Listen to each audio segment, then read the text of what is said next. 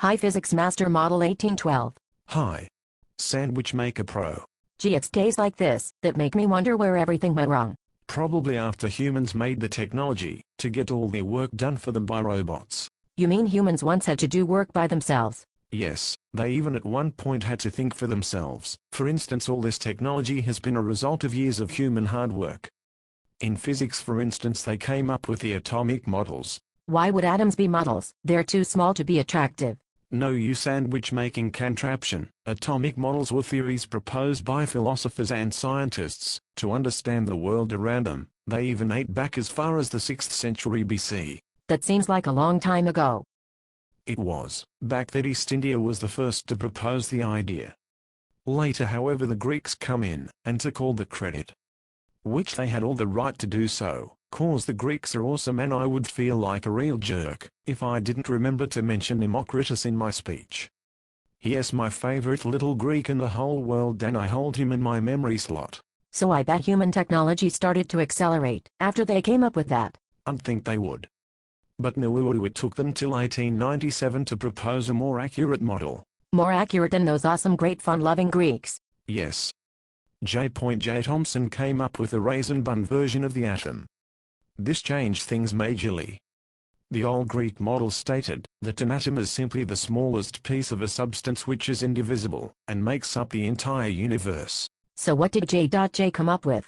Well, he used a cathode ray tube and finally decided that the atom had positive and negative particles embedded inside it, like raisins in a bun. But why is it called the raisin-bun theory?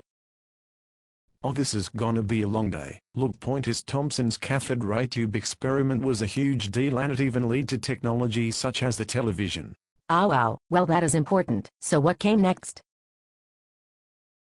Next was Rutherford, who in 1911 decided that, heck, electrons should orbit the atom, which would have a wonderful and positive center. Surely he proved this somehow. Yup, he wasted some nice gold and shot some alpha particles through it. Long story short, some particles bounced off at awkward angles, which meant that the atom had a nucleus. So is that where it ends? Are you kidding? That theory wasn't completely accurate. It didn't explain why electrons were in orbit, or why the discrete light spectrum existed. So I'm guessing someone else comes in and adds his own theory. For a sandwich maker, you're pretty sharp. Well, you're right. Niels Bohr comes in 2 years after Thomson, and decides that there should be energy levels that the electrons follow. These are later called valence levels. And the electrons would circle the nucleus sort of like planets around the sun, and they should have called it a solar system model. It's a good thing you're attractive. Anyways, the Bohr model proved that electrons can be responsible for contributing to the discrete light spectra by moving between valence levels, which as a result emits photons due to the change in energy that occurs between valence levels. Well, that took a long time, but at least they figured it all out. Well, Niels Bohr wasn't completely there. Will the atomic theory ever end? Okay, what came next? Well, we are almost there. Last but not least came the theory of quantum mechanics. Sounds amazing. Hate to disappoint you, but it's like the other ones. Okay, well, let's hear it.